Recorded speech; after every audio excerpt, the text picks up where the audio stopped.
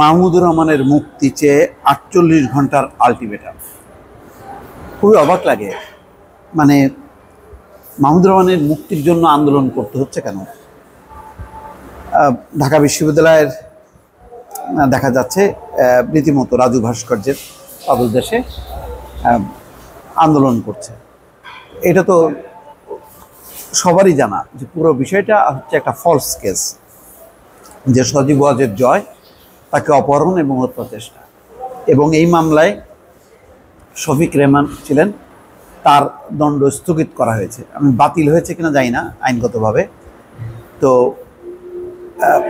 যেখানে শফিক রেহমানের সাজা স্থগিত হয়ে গেল, সেখানে মাহমুদুর রহমানকে আইনের বিধান মেনে বলা হচ্ছে যেহেতু 1 বছরের মানে উপরে সাজা, সুতরাং কারাগারে যেতেই হবে, তারপরে আবেদন জামিন চাইতে হবে, তারপরে এর নিষ্পত্তি হবে।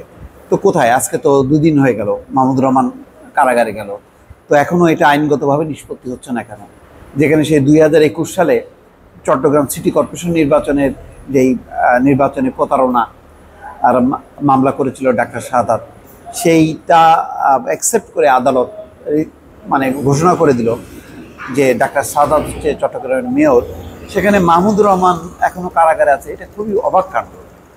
দৈনিক আমার দেশ পত্রিকার ভারপ্রাপ্ত সম্পাদক মাহমুদুর রহমানের বিরুদ্ধে আনিত মামলা প্রত্যাহার ও নিঃশর্ত মুক্তি চেয়ে ৪৮ ঘন্টার আলটিমেটাম দিয়েছে ঢাকা বিশ্ববিদ্যালয় শিক্ষার্থীদের সংগঠন ইনকলাব মঞ্চ। এই সময়ের মধ্যে তাকে মুক্তি না দিলে আইন উপদেষ্টার কার্যালয়ের সামনে অবস্থান কর্মসূচির ঘোষণা দেওয়া হয়। মঙ্গলবার বিকেলে বিশ্ববিদ্যালয়ের সন্ত্রাস বিরোধী রাজু ভাস্কর্যের পাদদেশে আয়োজিত মানববন্ধনে এমন হুঁশিয়ারি প্রদান করা হয়। এ সময় শিক্ষার্থীরা মাহমুদুর রহমানের মুক্তি চেয়ে বিভিন্ন স্লোগান দেন। ইনকলাব মঞ্চের আহ্বায়ক শরীফ ইসলাম হাদি বলেন, স্বৈরাচারের বিরুদ্ধে আপোষহীন মাহমুদুর রহমানকে যদি ৪৮ ঘন্টার মুক্তি দেওয়া না হয়, তার বিরুদ্ধে আনিত মামলাগুলো যদি আইন উপদেষ্টার ব্যক্তিগত হস্তক্ষেপে বাতিল করা না হয়, তাহলে আগামী রোববার আমরা ইনকলাব মঞ্চের পক্ষ থেকে আইন উপদেষ্টার কার্যালয়ের সামনে অবস্থান নিয়ে বৃহত্তর আন্দোলনের ডাক দেব। মানববন্ধনে ইনকলাব মঞ্চের পক্ষ থেকে কিছু দাবি জানানো হয়। দাবিগুলো আছে, মাহমুদুর রহমানের বিরুদ্ধে করা মামলাগুলো অনতিবিলম্বে প্রত্যাহার করতে হবে, তার বিরুদ্ধে দেওয়া রায় বাতিল ঘোষণা করতে হবে, ৪৮ ঘন্টার মধ্যে সরকার মাহমুদুর রহমানকে নিয়ে কী করবেন তা বিজ্ঞপ্তি আকারে প্রকাশ করতে হবে, তার উপর হামলা জড়িত পুলিশ যাকে প্রমোশন দেওয়া হয়েছে তাকে অনতিবিলম্বে গ্রেপ্তার করতে হবে, সর্বোপরি তাকে সসম্মানে মুক্তি দিতে হবে।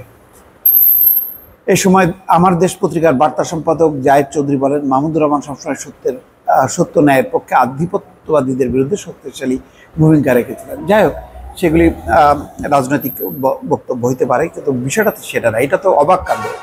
তার মানে এটা কি এমন একটা জটিল কঠিন হয়ে গেল যেখানে শত শত মামলা বাতিল করা হচ্ছে, প্রত্যাহার করা হচ্ছে, সেখানে মাহমুদুর রহমানের এরকম একটা ফলস, এটা তো কেউ কল্পনাও করতে পারেনি যে এই সময়ের মধ্যে মাহমুদুর রহমানকে কারাগারে যেতে হবে এবং এই প্রসেসে তাকে বের হতে হবে।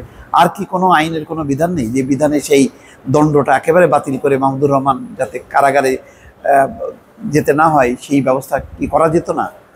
নাকি কি এটার মানে সরকারের আসলে সিদ্ধান্তটা কি? এটা পরিষ্কার হচ্ছে না। দর্শক ভালো থাকবেন, আল্লাহ হাফেজ।